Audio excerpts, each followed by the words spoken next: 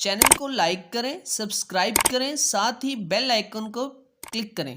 बिस्मिल्लाहिर्रहमानिर्रहीम। अस्सलाम वालेकुम स्टूडेंट्स, आज हमारा 10 क्लास का थ्योरम है। 10 क्लास का थ्योरम हमारे पास चैप्टर 9 और थ्योरम है हमारे पास 9.1 का पार्ट 2।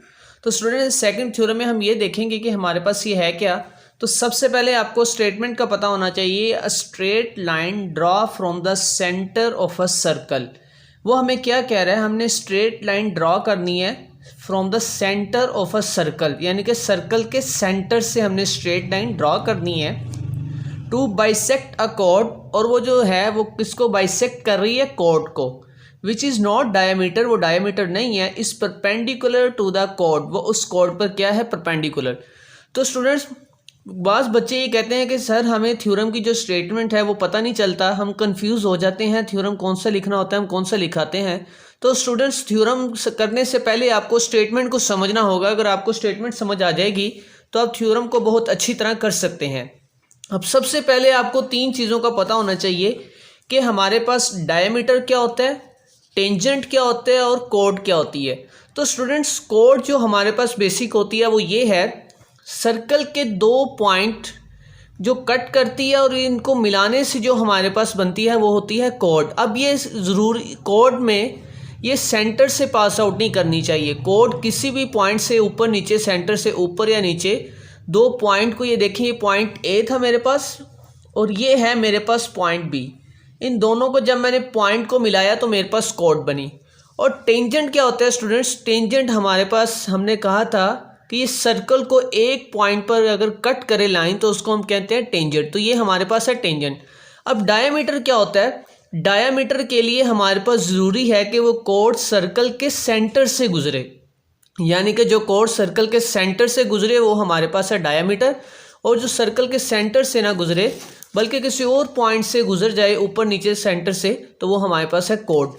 तो इसी में भी वो हमारे पास यही कह रहा है, a straight line draw from the centre of a circle. अब हमने क्या करना है, सर्कल के सेंटर से स्ट्रेट लाइन ड्रॉ करनी है। हमने क्या किया, सर्कल के सेंटर से कॉर्ड ड्रॉ की और इसको नाम दिया हमने ओ एम का। ये इसको सेंटर में कट किया, इसको नाम के दे दिया हमने ओ एम। अब ये जो ओ एम है ये कॉर्ड को बाइसेक्ट कर रही है पॉइंट एम पर, और इस कॉर्ड को हम नाम दे देते हैं ए और बी का। तो ये सिर्फ अभी तक हमने क्या किया है, थ्योरम की स्टेटमेंट को समझा और अपनी डायग्राम बना रहे हैं। उसने क्या कहा था, straight line draw from the centre of a circle. ये हमारे पास स्ट्रेट लाइन है जो हमने सेंटर ऑफ अ सर्कल से ड्रॉ की।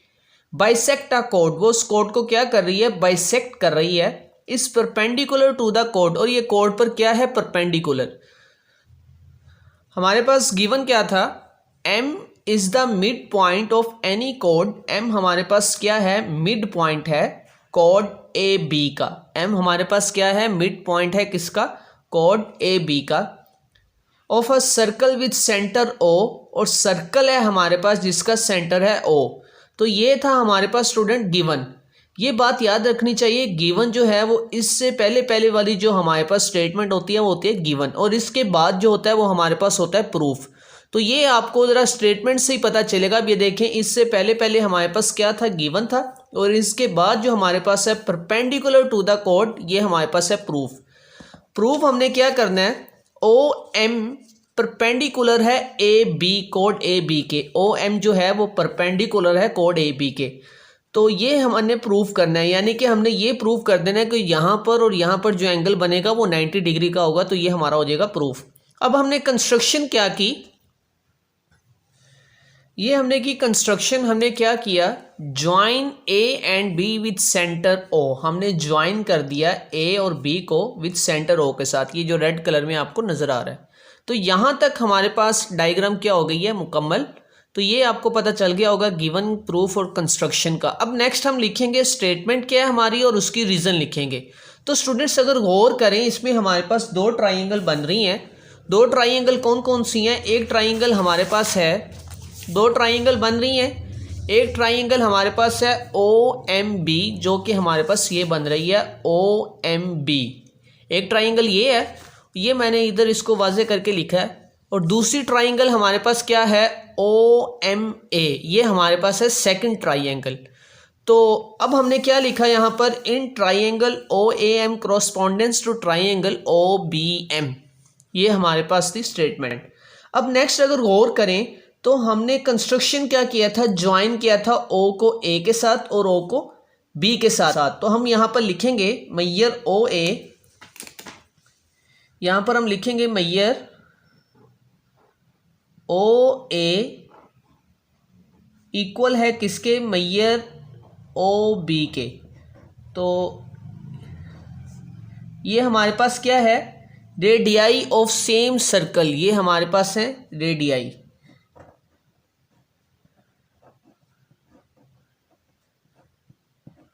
Radii of same circle,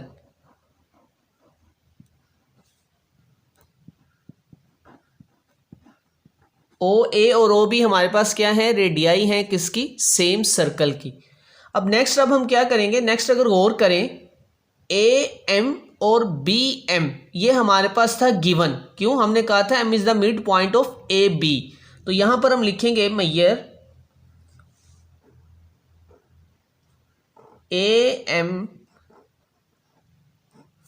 equal है मैयर BM के, ये हमारे पास क्या था, गिवन था। तो यहां पर रीजन इसकी लिख देंगे कि ये क्या है, गिवन। अब अगर गौर करें तो हमने OM का भी जिक्र कर लिया, OM और OB भी, और साथ हमने AM और BM भी ले लिया। अब हमारे पास देखें कौन सी साइड बची है, सिर्फ ये OM वाली। अब हम लिख लेंगे मैयर OM इक्वल है मैयर OM के। अब ये गौर करें तो दोनों में क्या है, ये वाली साइड कॉमन है, तो यहां पर हम लिख देंगे कॉमन।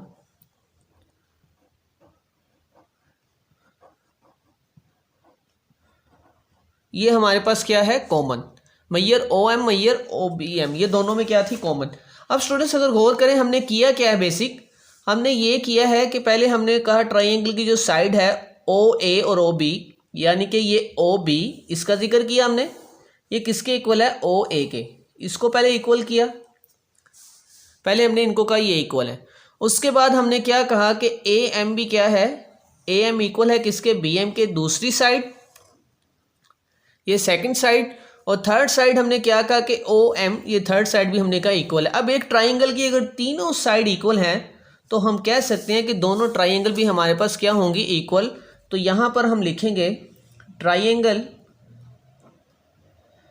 OAM इक्वल है किसके, ट्राइंगल OBM के।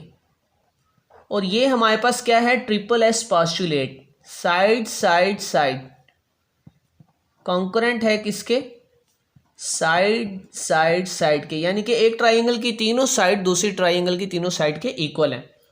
अब यहाँ पर ये गौर करें तो हमारे पास ये एंगल बन रहा था, यहाँ पर एंगल, और एक यहाँ पर बन रहा है राइट एंगल, ये है 1 और ये है 2। तो हम यहाँ पर कह देंगे मैयर एंगल 1 इक्वल है किसके, मैयर एंगल 2 के। तो इसकी रीजन में हम लिख देंगे corresponding side of concurrent triangle, यानी कि ये हमारे पास क्या है, क्रॉसपॉन्डिंग साइड है किसकी, ऑफ कॉन्करेंट ट्राइंगल की। तो अब हमें पता है जैसे सप्लीमेंट्री एंगल क्या होते हैं स्टूडेंट्स, सप्लीमेंट्री एंगल, अब ये देखिए यहाँ पर हम इसको 1 का नाम दे देंगे। और सप्लीमेंट्री एंगल हमें पता है कि सप्लीमेंट्री एंगल का सम क्या होता है, 180। Measure angle 1 plus measure angle 2 equal to 180। यानी कि हमने कहा कि सप्लीमेंट्री एंगल ले लिए, यहां पर आप लिख दें supplementary angle, adjacent supplementary angle.